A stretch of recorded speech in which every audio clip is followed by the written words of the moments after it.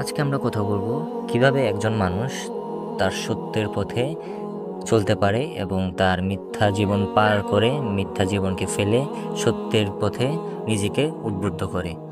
সত্যবাদিতা মানুষের চরিত্রের অন্যতম গুরুত্বপূর্ণ গুণ এবং এটি একজন মুমিনের পরিচয়। আমরা জানি পবিত্র আল কুরআনে সত্যবাদিতার গুরুত্ব বহুবার উল্লেখ করা হয়েছে এবং সত্যবাদী হতে নির্দেশ দেওয়া হয়েছে। কুরআনের আলোকে সত্যবাদী মানুষ হিসেবে গড়ে ওঠার কিছু ধাপ ও নির্দেশনা আমি তুলে ধরতেছি। আল্লাহকে ভয় এবং তাকওয়া অবলম্বন করা। সত্যবাদিতা অর্জনের জন্য আল্লাহকে ভয় করা অত্যন্ত গুরুত্বপূর্ণ। কুরআনে বলা হয়েছে, হে মুমিনগণ, তোমরা আল্লাহকে ভয় করো এবং সৎ ব্যক্তিদের সঙ্গী হও। সূরা তাওবা আয়াত 119।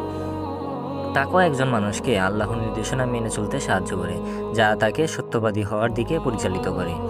তাছাড়াও মিথ্যা থেকে বিরত থাকার মাধ্যমে আমরা সত্যকে জয় করতে পারি। কুরআনে মিথ্যা বলা